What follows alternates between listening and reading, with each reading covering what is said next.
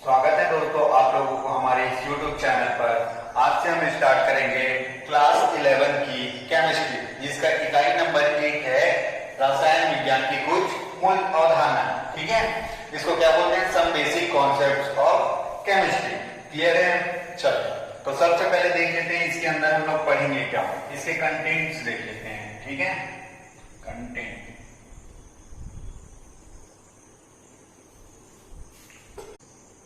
Okay, तो इसके contents है, जो टॉपिक्स है वो सबसे पहले हम लोग पढ़ेंगे द्रव्य की प्रकृति।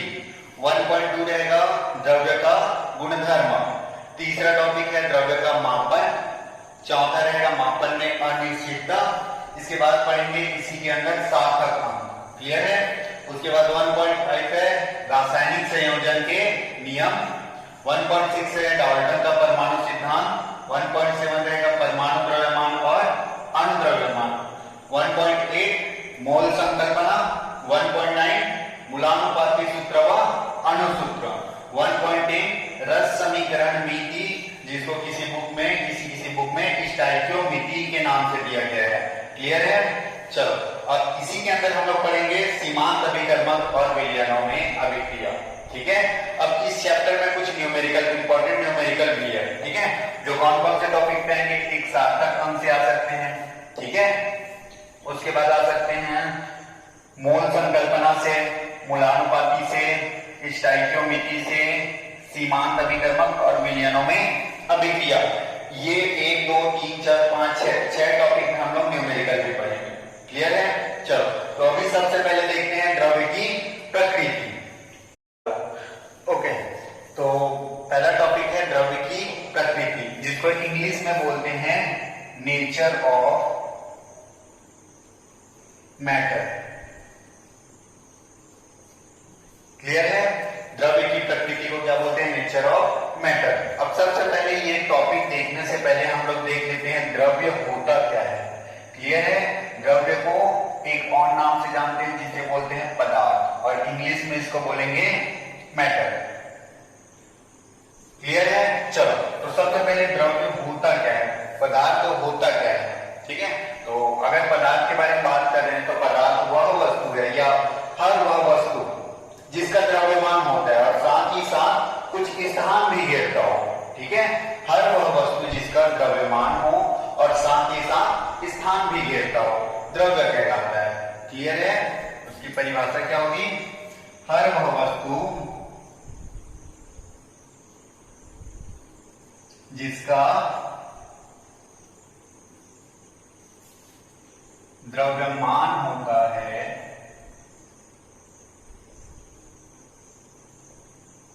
साथ ही साथ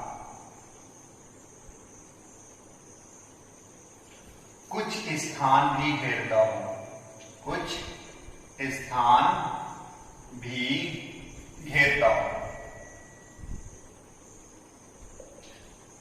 द्रव्य कहलाता है। क्लियर है? क्या होता है द्रव्य?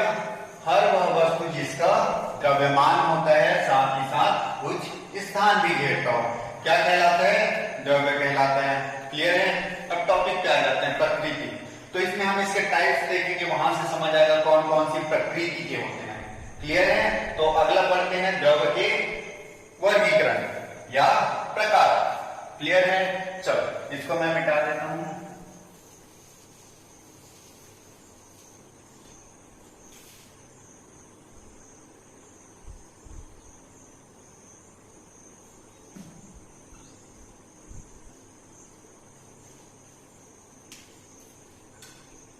ये द्रव्य की प्रकृति में हम लोग वर्गीकरण देख रहे हैं द्रव्य का। ठीक है, अब द्रव्य को दो अलग अलग टाइप से वर्गीकृत किया जा सकता है। ठीक है, दो अलग अलग टाइप से इसको वर्गीकृत किया जा सकता है। एक होता है भौतिक वर्गीकरण, भौतिकी के अनुसार वर्गीकरण कर सकते हैं, और एक होता है रासायनिक वर्गीकरण, रसायन के आधार पर वर्गीकरण। क्लियर है? दो अलग अलग टाइप से वर्गीकृत कर सकते हैं। तो पहला देखते हैं भौतिक वर्गीकरण। भौतिक वर्गीकरण को क्या बोलेंगे? Physical classification. ठीक है, क्या बोलेंगे? Physical classification. चलो तो इसको देख लेते हैं। भौतिक वर्गीकरण होता क्या है? भौतिक वर्गीकरण 3 अलग अलग टाइप से कर सकते हैं। सबसे पहले ठोस, जो हम पहले पढ़ चुके हैं, जिसको और क्या बोलते हैं? सॉलिड। दूसरा होता है द्रव, जिसको बोलते हैं लिक्विड। और तीसरा होता है गैस, जिसको गैस ही बोला जाता है। क्लियर है? तो भौतिक वर्गीकरण में देखें तो सिर्फ 3 टाइप का होता है, ठोस, द्रव और gas. Solid, liquid and gas. Clear है? अब इसकी परिभाषा के बारे में बात करें तो क्या होता है? ठोस, देखो रसायन में जब ठोस, द्रव और गैस के बारे में बात करते हैं तो इसका परिभाषा अलग होता है। वही भौतिकी की बात करें तो इन तीनों का परिभाषा दूसरे टाइप से किया जाता है। ठीक है, तो यहाँ पास हम लोग रसायन पढ़ रहे हैं, इसलिए रसायन के अनुसार से इसकी परिभाषा देखेंगे। क्लियर है? तो जब ठोस, द्रव, गैस के बारे में बात आती है तो एक वर्ड आता है अंतर आणविक बल। देखो इन तीनों की परिभाषा समझने से पहले हम अंतर आणविक बल को देख लेते हैं। ठीक है, अंतर आणविक बल होता क्या है? अब किसी पदार्थ में, किसी भी टाइप के पदार्थ के अंदर उपस्थित अणु, ये एक टाइप का पदार्थ है, कोई भी पदार्थ है जिसके अंदर उपस्थित अणुओं के मध्य लगने वाला आकर्षण बल, किसी भी अणु से। ठीक है, ये पहला अणु है, इसके साथ जो आकर्षण रहेगा वो, या इसका इसके साथ, या इस वाला का इसके साथ, किसी भी के साथ। ठीक है, जो आकर्षण बल लगता है उसी को बोलते हैं अंतर आणविक बल। ठीक है, अंतर आणविक बल किसे बोलते हैं? किसी पदार्थ में उपस्थित अणुओं के मध्य लगने वाला आकर्षण बल क्या कहलाता है? अंतर आणविक बल कहलाता है। क्लियर है? अब इसके ये एक टॉपिक है जो इंपॉर्टेंट है इन तीनों की परिभाषा समझने में। क्लियर है? चलो तो सबसे पहले ठोस के बारे में बात करते हैं। तो ठोस होता क्या चीज है? जिसमें अंतर आणविक बल का मान बहुत ज्यादा होता है। परिभाषा हम लोग बाद में देखेंगे, अभी एक एग्जांपल के थ्रू समझते हैं। ठीक है, ठोस क्या होता है? जिसमें अंतर आणविक बल का मान बहुत ज्यादा होता है। अगर अंतर आणविक बल का मान बहुत ज्यादा होगा तो अणुओं में आकर्षण बहुत ज्यादा होगा, जिससे अणु पास पास आ जाएंगे। क्लियर है? तो ये एक पदार्थ है जिसके अणु में आकर्षण बल बहुत ज्यादा रहेगा, तो इसके अणु ऐसे सटे हुए रहेंगे, पास पास रहेंगे। क्लियर है?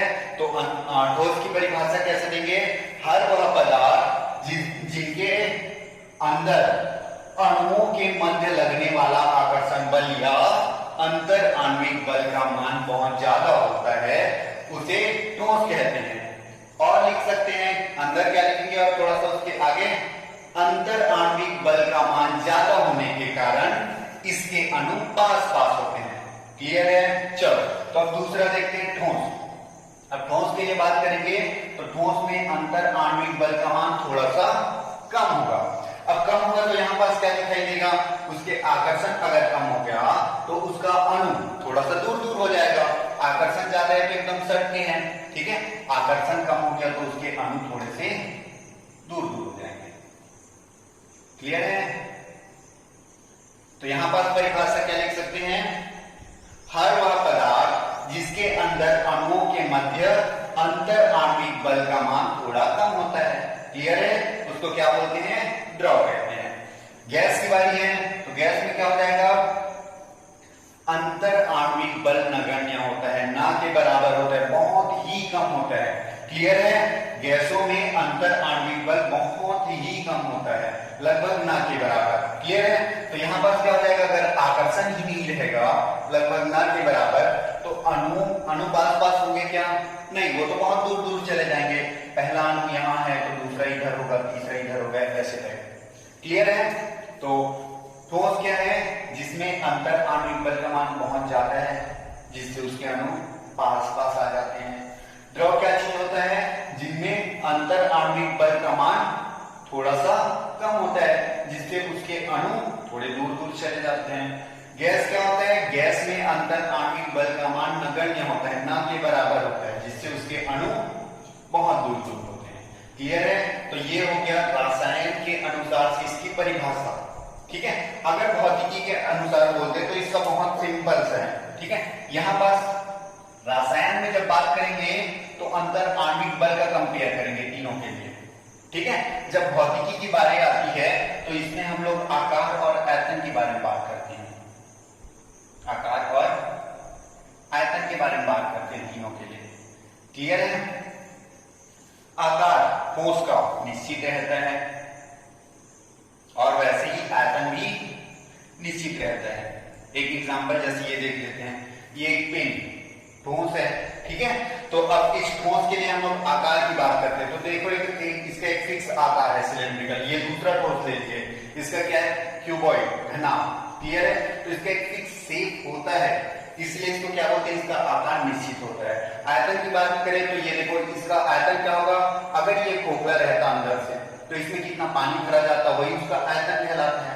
क्लियर है? तो इसका फिक्स आयतन रहता है। तो निश्चित आयतन की जगह द्रव्यमान भी दिया रहेगा। ठीक है, कहीं पास आयतन की जगह द्रव्यमान दिया रहेगा। तो द्रव्यमान के बारे में बात करते हैं तो इसका द्रव्यमान होता है। क्लियर है? तो इसका द्रव्यमान भी निश्चित रहता है। क्लियर है? अगर बात करें इसका द्रव की, तो द्रव का आकार निश्चित रहता है कि अनिश्चित? अब एग्जांपल में देख लेते हैं। इसमें भरा है एक लिक्विड, अभी कैसा वाला बॉक्स में भरा है? सिलेंड्रिकल बॉक्स में भरा है। तो लिक्विड का शेप कैसे होगा, आकार कैसे होगा? अभी अंदर में सिलेंड्रिकल आकार का होगा, लेकिन इसी को मैं चेंज कर देता हूं किसी दूसरे में, क्यूबॉइड में चेंज कर देता हूं। ऐसा टाइप कोई बॉक्स रहेगा, उसमें इस लिक्विड को डाल दूंगा, तो इसका शेप क्या सिलेंड्रिकल ही रहेगा? नहीं ना, ये चेंज हो जाएगा। इसमें क्यूबॉइड नाम में चेंज हो जाएगा, इसका आकार बदल जाएगा। अगर इसका एक गुण नीचे ड्रॉप कर दूं तो क्या होगा? ये कैसे भी शेप ले लेगा, नीचे फैल जाएगा। ठीक है, तो इसका कोई भी फिक्स आकार नहीं है द्रव का, तो इसको बोलेंगे हम लोग अनिश्चित। ठीक है, आयतन की बात करें तो इस द्रव का आयतन होगा कि नहीं? ये जगह घेर है कि नहीं? ठीक है, तो ये जगह घेर है, इसका आयतन है। द्रव्यमान बोले तो द्रव्यमान है। ठीक है, इसका कोई ना कोई पदार्थ की मात्रा है ना, पदार्थ की मात्रा द्रव्यमान। क्लियर है? तो पदार्थ की मात्रा होती है, उसको बोलते हैं निश्चित, जो द्रव में होता है। ठीक है, द्रव में द्रव्यमान होता है। गैस के बारे में बात करें तो गैस का कोई निश्चित आकार होगा क्या? अभी फिर से वापस से बात करते हैं, एक बॉक्स में भर दिया तो अभी फिलहाल आकार इसका रहेगा। जैसे ओपन करूंगा तो ये पूरा आसपास पूरा फैल जाएगा, उसका कोई फिक्स आकार नहीं रहेगा। इस बॉक्स में भरे तो वही शेप आ गया, बाहर निकाले तो बाहर। ठीक है, कोई दूसरा रूप चेंज कर लिया, उसका आकार बदल जाएगा। तो इसका भी गैस का कोई भी निश्चित आकार नहीं होता, तो ये भी होगा अनिश्चित। आयतन की बात करते हैं तो इसका आयतन भी अनिश्चित होगा। गैस का आयतन द्रव्यमान वेट करके देखो, सॉरी उसका मास पदार्थ की मात्रा क्या रहती है? अनिश्चित रहती है। ठीक है, तो ये अगर भौतिकी में हम लोग ठोस को बोले तो ठोस की परिभाषा क्या हो जाएगी? हर वह पदार्थ जिसका आकार व आयतन निश्चित रहता है। क्लियर है? हर वह पदार्थ जिसका आयतन तो निश्चित रहता है लेकिन आकार अनिश्चित रहता है, द्रव कहलाता है। क्लियर है? और जिसके आकार आयतन दोनों ही अनिश्चित रहते हैं, गैस कहलाता है। क्लियर है? तो भौतिकी में अगर पूछे ठोस क्या है, द्रव क्या है, गैस क्या है, तो इन दोनों को कंपेयर करेंगे तीनों में। लेकिन जब रसायन में पूछा जाता है तो हम लोग अंतर आणविक बल के बारे में बात करते हैं। क्लियर है? जो ठोस में बहुत ज्यादा होता है, द्रव में थोड़ा सा कम और गैस में नगण्य होता है। क्लियर है? चलो, तो ये तो हो गया भौतिक वर्गीकरण। अब देखते हैं रासायनिक वर्गीकरण। क्लियर है? चलो, ओके, तो अब है रासायनिक वर्गीकरण। ठीक है, केमिकल क्लासिफिकेशन, इसको क्या बोलेंगे? Chemical classification. ओके, तो रसायन के अनुसार हम द्रव्य को दो भागों में वर्गीकृत कर सकते हैं। पहला शुद्ध पदार्थ और दूसरा मिश्रण। ठीक है, पहला क्या बोलेंगे?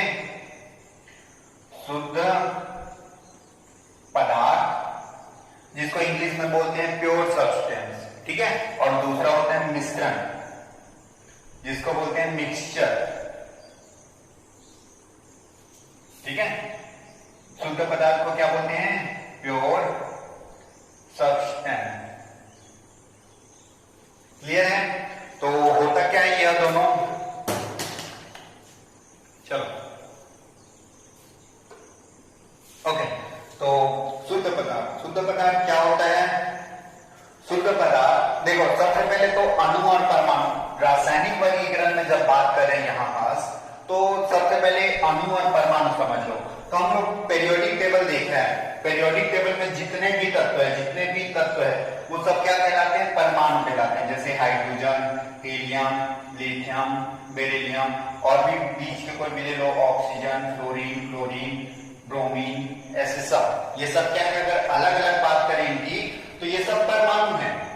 लेकिन जब इसमें से कोई भी दो टू मर्ज हो गया, ठीक है, जैसे नॉर्मली हम लोग पढ़ चुके होंगे H2O पानी, अगर इन दोनों को एक साथ बात करें H2O, तो ये अणु बन जाता है। लेकिन जब अकेले बात करते हैं किसी भी को, तो ये परमाणु होता है। क्लियर है? अगर अलग अलग बात करें तो परमाणु, और एक साथ बात करें तो अणु। ये भी एक अणु है। अणु किसको बोलते हैं? जिसमें एक से अधिक परमाणु होते हैं, एक से अधिक। यहां पास बात करें तो हाइड्रोजन और हाइड्रोजन के दो परमाणु हैं, एक से अधिक हो गया, एक ही प्रकार के परमाणु है लेकिन एक से अधिक है, तो इसको हम लोग बोलेंगे अणु। ये भी देखो यहां पास कितने टोटल परमाणु की संख्या कितनी है? 3। 2 हाइड्रोजन है और एक ऑक्सीजन है, 3 परमाणु हैं। कितने प्रकार के परमाणु बोलूं तो कितने प्रकार के हैं? एक हाइड्रोजन प्रकार का है और दूसरा ऑक्सीजन। 2 प्रकार के परमाणु उपस्थित है यहां पास। ठीक है, एक और बात कर लेते हैं HCl। इसमें कितने प्रकार के परमाणु उपस्थित है? तो देखो, हाइड्रोजन एक प्रकार का और क्लोरीन दूसरे प्रकार का, तो यहां पर भी 2 प्रकार के परमाणु उपस्थित है। क्लियर है? जब भी कभी एक से अधिक परमाणु एक साथ मिले तो उसको अणु बोला जाता है। क्लियर है? चलो, तो यहां पर देख लेते हैं आप शुद्ध पदार्थ। ये समझ आएगा तभी ये दोनों समझ पाएंगे। क्लियर है? तो सबसे पहले एक बार और देख लो, परमाणु जब बोलते हैं तो सिंगल किसी भी तत्व के बारे में बात करें तो उसको बोलते हैं परमाणु, लेकिन उसी को मिक्स कर दें, किसी 2 को या 2 से अधिक को मिला दें और उसके बारे में बात करें। जैसे देखो, एक ही प्रकार के 2 परमाणु को मिला दिया तो H2 बना। ये थी H2O, 2 अलग अलग प्रकार के परमाणु से बना लिया। HCl 2 अलग अलग परमाणु से बना लिया। तो ये सब क्या कहलाएंगे? अणु कहलाएंगे। क्लियर है? इसकी बात करें तो परमाणु, और ये सब चीज के बारे में बात करें तो अणु। क्लियर है ना? चलो, तो अब देखते हैं शुद्ध पदार्थ। शुद्ध पदार्थ किसको बोलते हैं? हर वह पदार्थ जिसमें एक ही प्रकार के अणु उपस्थित होते हैं। एग्जाम्पल में देख लेते हैं, ये एक प्रकार का पदार्थ है, अब इसमें जो अणु है वो एक ही प्रकार के होने चाहिए। जैसे H2O ये अणु है तो इसी प्रकार के अणु उपस्थित होना चाहिए, दूसरा प्रकार का नहीं। ठीक है? ये देखो, सभी इस पूरे पदार्थ में एक ही प्रकार के अणु है। कौन से प्रकार के अणु बोलो तो H2O अणु है। क्लियर है? कौन से प्रकार के अणु है पूरा में? H2O अणु उपस्थित है।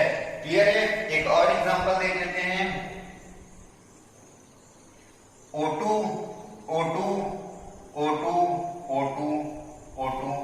ऐसा।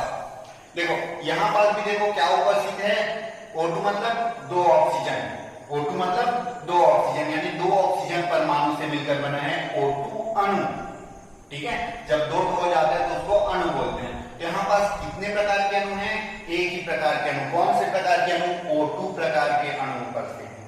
तो जब एक ही प्रकार के अणु उपस्थित हो तो उसको बोलते हैं शुद्ध पदार्थ। लेकिन एक से अधिक प्रकार के अणु उपस्थित हो, एग्जाम्पल के लिए पानी और साथ ही साथ उसमें शक्कर, C6H12O6। ठीक है? पानी के साथ साथ शक्कर, और एक और सुक्रोज बोलते हैं। ठीक है? एक और एग्जांपल ले लेते हैं, पानी के साथ साथ दूसरा मिट्टी, देखो दो अलग अलग प्रकार के अणु, पानी तो अलग है ही और मिट्टी भी अलग है, क्लियर है। तो यहाँ पास हम लोग क्या देखें, शुद्ध पदार्थ जिसमें एक ही प्रकार के अणु उपस्थित हो, किसी पदार्थ में एक ही प्रकार के अणु उपस्थित हो उसको शुद्ध पदार्थ बोलते हैं। यहाँ पास जिसे जब पदार्थ में एक से अधिक प्रकार के, देखो पहला अणु कौन सा है H2O, दूसरा C6H12O6 सुक्रोज, ठीक है। जब दो प्रकार के अणु उपस्थित हो या दो से अधिक हो तो उसको मिश्रण बोलते हैं। यहाँ पास भी देखो दो प्रकार के अणु उपस्थित है, क्लियर है। तो शुद्ध पदार्थ और मिश्रण क्लियर हुआ। चलो इसके अंदर और पढ़ते हैं। शुद्ध पदार्थ के फिर से अलग अलग टाइप्स बांट देते हैं। शुद्ध पदार्थ को दो अलग अलग टाइप से बांटा जाता है, कौन कौन सा?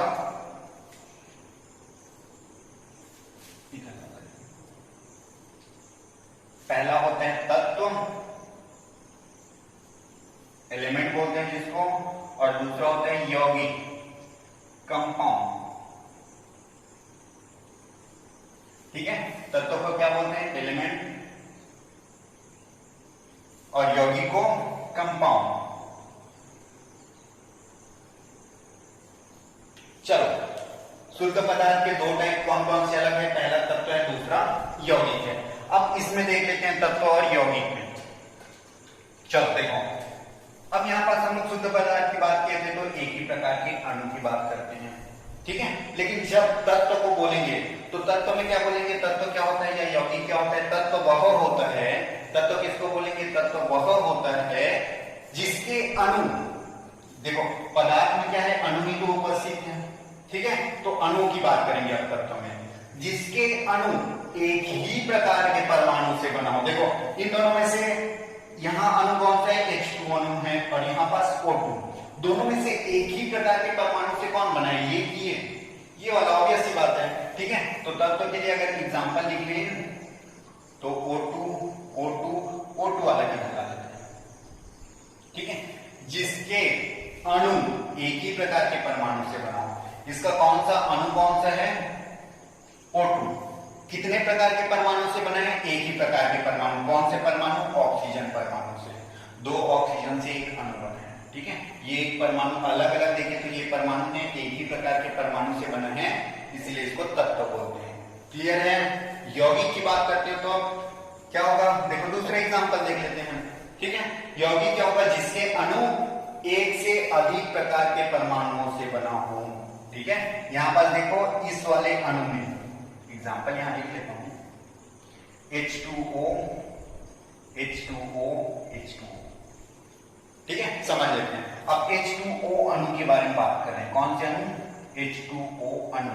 ये कितने प्रकार के परमाणु से बना है? दो प्रकार के अणु से। पहला कौन सा है? हाइड्रोजन, और दूसरा कौन सा है? ऑक्सीजन। दो अलग अलग प्रकार के परमाणुओं से निर्मित है, इसलिए इसको बोलेंगे यौगिक, क्लियर है। चलो तो ये तो बस एग्जांपल था, एग्जांपल के ही को समझेंगे। अब ये और पढ़ेंगे तत्व के अंदर और यौगिक के अंदर भी, ठीक है। चलो देखते हैं। तत्व के फिर से तीन टाइप होते हैं। तत्व के कितने टाइप होते हैं? फिर से तीन टाइप। पहला होता है धातु, जिसको मेटल बोलते हैं, ठीक है। दूसरा होता है अधातु, और तीसरा होता है उपधातु। हम लोग फिजिक्स में इसको पढ़ चुके हैं या किसी दूसरे नाम से पढ़ चुके हैं। तो धातु की जगह हम लोग चालक पढ़े होंगे, अधातु की जगह कुचालक, और उपधातु की जगह अर्धचालक, ऐसा टाइप पढ़े होंगे, क्लियर है। चलो तो वही चीज यहां पर भी आ जाएगा। धातु क्या चीज होता है? धातु यानी मेटल, अधातु नॉन मेटल, उपधातु सेमी मेटल, ठीक है। धातु किसको बोलते हैं? देखो इसका एकदम छोटा छोटा डेफिनेशन, सबसे छोटा छोटा। धातु वह होता है जो प्रायः ठोस होते हैं। हम लोग देखे हैं धातु नॉर्मली ठोस ही होता है, लोहा हो गया, एल्यूमिनियम हो गया, ये सब क्या है? धातु होते हैं जो प्रायः ठोस होते हैं, और जिसमें विद्युत का चालन अच्छे से होता है, जिसमें विद्युत का चालन अच्छे से होता है उसको बोलते हैं धातु। जैसे ले लेते हैं आयरन, एल्यूमिनियम, ये सब चीज क्या है? धातु है। दूसरा बात करते हैं अधातु की। तो अधातु क्या होता है? जो ठोस नहीं होता है, ठीक है। धातु प्रायः ठोस होता है और अधातु प्रायः ठोस नहीं होते हैं, क्लियर है। इसके एग्जांपल देखें तो ऑक्सीजन गैस हो गया, हाइड्रोजन गैस हो गया, ये सब चीज किसमें आ जाएगा, अधातु में। उपधातु की बात करते हैं तो अच्छा, अधातु की बात करते हैं तो जिसमें विद्युत का चालन नहीं होता, धातु विद्युत का चालन होता है। उपधातु की बात करें तो विद्युत का चालन आधा हो जाता है। ठीक है, एग्जांपल के लिए लेते हैं जर्मेनियम, सिलिकॉन। ठीक है, तो इन तीनों का छोटा छोटा डेफिनेशन है। चलो अब यौगिक के बारे में बात करते हैं। तो यौगिक होता है फिर से दो टाइप से। पहला होता है कार्बनिक यौगिक, पहला होता है कार्बनिक, जिसको ऑर्गेनिक बोलते हैं। ठीक है, और एक होता है अकार्बनिक, अकार्बनिक जिसको बोलते हैं इनऑर्गेनिक। ठीक है, नाम से समझ आएगा यहां पास कार्बनिक, कार्बन हर वह यौगिक जिसमें कार्बन उपस्थित हो। ठीक है, उसको क्या बोलते हैं, कार्बनिक। हर वह वस्तु जिसमें कार्बन उपस्थित ना हो, अकार्बन। क्लियर है। अब यहाँ पास थोड़े से अपवाद मिलते हैं। जैसे अकार्बन की बात करते हैं तो हम लोग इसमें एक CO2 की बात करते हैं। देखो CO2, इसमें कार्बन उपस्थित है फिर भी ये अकार्बनिक है, अपवाद। क्लियर है।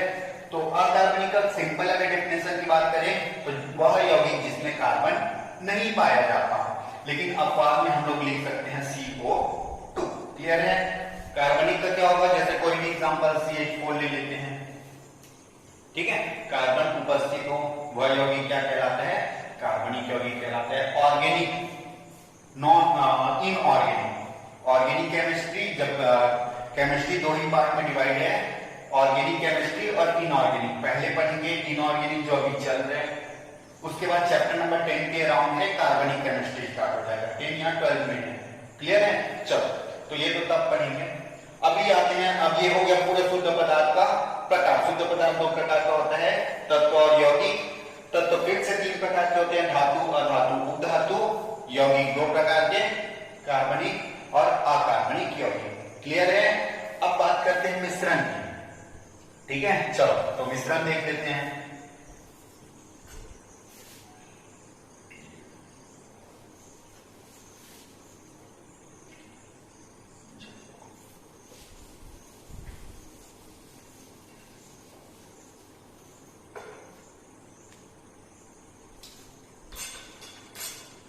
चलो, तो मिश्रण होता है दो टाइप से। मिश्रण होता है दो टाइप का। पहला होता है समांगी, जिसको बोलते हैं होमोजेनियस मिक्सचर। समांगी मिश्रण, होमोजेनियस मिक्सचर। और एक होता है विषमांगी, जिसको बोलते हैं हेट्रोजेनियस।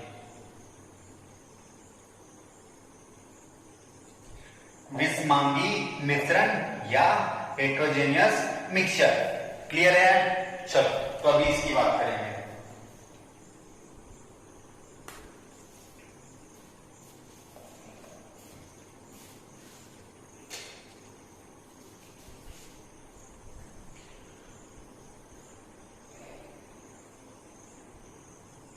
ओके, तो मिश्रण का हमने पहले देखा है। मिश्रण किसको बोलते हैं, जिसमें एक से अधिक प्रकार के अणु उपस्थित हो। यहाँ पास भी एक से अधिक प्रकार के अणु उपस्थित है, उसको क्या बोलते हैं, मिश्रण।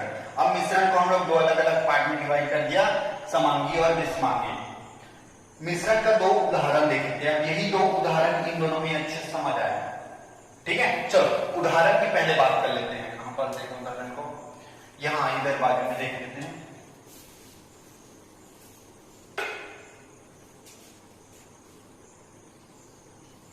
देखो, सबसे पहला वाला एग्जांपल में क्या है, H2O C6H12 को O6 है। ठीक है, तो सबसे पहले बात करते हैं, एक पात्र लेते हैं जिसमें हम लोग भर देते हैं पानी। ठीक है, और उसमें मिला देते हैं शक्कर के बारे में बात करते हैं। ठीक है, पानी और शक्कर, पानी और शक्कर। ये पानी है, इसमें एक चम्मच शक्कर मिला है और अच्छे से घोल दिए इसको। ठीक है, क्या मिला है, सबसे पहले पानी लाया इसमें एक गिलास, उसमें एक चम्मच शक्कर मिला दिया और उसको अच्छे से घोल दिया। और दूसरा तरफ हम लोग क्या देखते हैं, सबसे पहले पानी को है उस गिलास में पानी तो है एक दूसरे गिलास में, ठीक है। उसके बाद उसमें डाल देते हैं मिट्टी डाल देते हैं और उसको अच्छे से मिला देते हैं। अब 5 मिनट बाद आगे चेक करेंगे, तो 5 मिनट बाद आगे चेक करेंगे तो क्या दिखेगा, जो पानी और शक्कर वाला मिश्रण है उसका हर एक लेयर सेम रहेगा, हर एक लेयर सेम रहेगा। लेकिन जब पानी और मिट्टी को देखेंगे तो ऊपर का लेयर में पानी की मात्रा ज्यादा दिखाई देगी और नीचे के एरिया में मिट्टी की मात्रा बढ़ जाएगी। यहां पास मिट्टी की मात्रा कम रहेगी, जैसे जैसे नीचे देखते जाएंगे तो मिट्टी की मात्रा बढ़ती जाती है, नीचे में बहुत ज्यादा मिट्टी जम जाती है, ठीक है। तो इस पूरे मिश्रण में देखो पूरे अवयव, जो दो अवयव है पानी और मिट्टी, एकदम अच्छे से मिल गया है क्या, नहीं ना। लेकिन जब पानी और शक्कर की बात करते हैं तो यहाँ पास भी शक्कर की मात्रा चेक करें, यहाँ पास भी शक्कर की मात्रा चेक करें तो दोनों जगह बराबर ही रहता है। क्लियर है। अगर पानी और मिट्टी की बात करें तो दो अलग अलग इक्वल लेयर में बराबर मात्रा में अगर अलग करें तो वहां मिट्टी की मात्रा अलग अलग मिलती है। लेकिन जब यहाँ पानी और शक्कर की बात करते हैं तो दो अलग अलग इक्वल लेयर में पानी और शक्कर की मात्रा एक बराबर मिलती है। तो जहां पास एक बराबर पूरे अवयव में अब के अच्छे से मिले रहते हैं, जैसे पानी और शक्कर, उसको बोलते हैं समांगी मिश्रण, ठीक है। तो समांगी में हम लोग क्या लिख सकते हैं, पानी प्लस शक्कर, ठीक है। और विषमांगी में क्या लिखेंगे, पानी प्लस मिट्टी। तो ये तो अभी हम लोग देखेंगे। अच्छा समझ आया ना, ये समांगी और विषमांगी, ठीक है। समांगी मिश्रण में क्या, वह मिश्रण जिसमें उसके अवयवी कण अच्छे से मिले हुए होते हैं और जिसके अवयवी कण अच्छे से मिले हुए नहीं होते, अलग अलग लेयर में अलग अलग मात्राएं होती है, उसको बोलते हैं विषमांगी या हेटेरोजेनियस मिक्सचर। क्लियर है। चलो तो ये तो अभी हम लोग एग्जांपल के थ्रू समझे पूरे द्रव्य के प्रकार को। अब प्रॉपर हर एक का अलग अलग डेफिनेशन, इसकी परिभाषाएं देख लेते हैं। क्लियर है। चलो तो ये एक बार में याद हो जाना चाहिए, एग्जाम्पल के थ्रू याद करने से ज्यादा अच्छे से याद होगा। क्लियर है। और देखिए एक बार, द्रव्य को दो अलग अलग टाइप से बांट सकते हैं, भौतिक वर्गीकरण, रासायनिक वर्गीकरण। भौतिक वर्गीकरण की बात करते हैं तो ये 3 प्रकार का ठोस, द्रव, गैस। ठोस किसको बोलते हैं, इसमें बात किए थे अंतर आणविक बल का। अब केमिस्ट्री में बात करेंगे तो यही ठोस, द्रव, गैस में अंतर आणविक बल के ही बारे में बात करेंगे, ठीक है। तो ठोस क्या होता है, हर वह पदार्थ जिसके अंदर उसके अणुओं के मध्य लगने वाला अंतर आणविक बल बहुत ज्यादा होता है, जिससे उसके अणु पास आ जाते हैं, ठोस कहलाता है। द्रव क्या होता है, जिस किसी पदार्थ में अणुओं के मध्य लगने वाला अंतर आणविक बल थोड़ा कम होता है, जिससे उसके अणु थोड़े दूर दूर चले जाते हैं, द्रव कहलाते हैं। और जिसमें अणुओं के मध्य लगने वाला अंतर आकर्षण बल न के बराबर होता है, उसको गैस बोलते हैं, जिसके कारण उसके अणु बहुत दूर दूर चले जाते हैं। क्लियर है। तो ये 3 अलग अलग। अब देखते हैं रासायनिक वर्गीकरण। तो रासायनिक वर्गीकरण में शुद्ध पदार्थ का मिश्रण। क्लियर है। शुद्ध पदार्थ किसको बोलेंगे, जिसमें एक ही प्रकार के अणु पाए जाते हैं। यहाँ पर देखो बॉक्स में H2O अणु ही है, या फिर बात करें O2 अणु की, तो इसको बोलते हैं शुद्ध पदार्थ, एक ही प्रकार के अणु। लेकिन इसको दो अलग अलग टाइप से कैटेगराइज कर सकते हैं। इसको दो अलग अलग टाइप से कैसे कैटेगराइज कर सकते हैं, तत्व, एक ही प्रकार के परमाणुओं से बना हुआ अणु। जब अलग अलग प्रकार के परमाणु से अणु बना रहता है उसको यौगिक, और एक ही प्रकार के परमाणु से बना हो तो तत्व, ठीक है। तत्व के फिर से 3 टाइप, धातु, अधातु, उपधातु, जिसमें विद्युत का पूरा चालन होता है, विद्युत का चालन नहीं होता है, विद्युत का चालन आधा ही होता है। क्लियर है।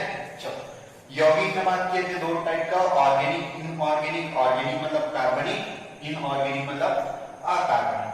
ऑर्गेनिक केमिस्ट्री, कार्बनिक रसायन किसको बोलेंगे, नाम में ही दिख रहा है कार्बन उपस्थित होना चाहिए। हर वह यौगिक जिसमें कार्बन उपस्थित होता है, हर वह यौगिक जिसमें कार्बन उपस्थित नहीं होता, इसके सामने प्रायः वर्ड यूज करेंगे, ठीक है। प्रायः हर वह यौगिक जिसमें कार्बन उपस्थित नहीं होते। क्लियर है। क्योंकि एक अपवाद पता है हमको, CO2 एक से अधिक है और ढूंढेंगे तो और मिलेगा। क्लियर है। कार्बन मोनोऑक्साइड भी बोल सकते हैं, CO, ठीक है। तो ये अकार्बनिक। क्लियर है। चलो अब मिश्रण की बात करते हैं। तो एग्जांपल में देखे थे पानी और शक्कर और पानी और मिट्टी, सुक्रोज है ये। क्लियर है, पानी और सुक्रोज। तो देखते हैं मिश्रण क्या होता है जिसमें एक से अधिक प्रकार के अणु उपस्थित हों। क्लियर है, इसमें दो अलग अलग होते हैं प्रकार, समांगी और विषमांगी। वह मिश्रण जिसके अवयवी कण अच्छे से मिले हो, जैसे पानी और शक्कर, उसको बोलते हैं समांगी। जिसके अवयवी कण अच्छे से नहीं मिले हो, अलग अलग लेयर में अलग अलग मात्रा पाई जाती है अवयवी कणों की, उसको बोलते हैं विषमांगी। एग्जाम्पल के लिए पानी और मिट्टी। क्लियर है, तो ये हो गया हमारा द्रव्य की प्रकृति अलग अलग प्रकार से देखें। क्लियर है, अब करते हैं इसको एक एक करके परिभाषित।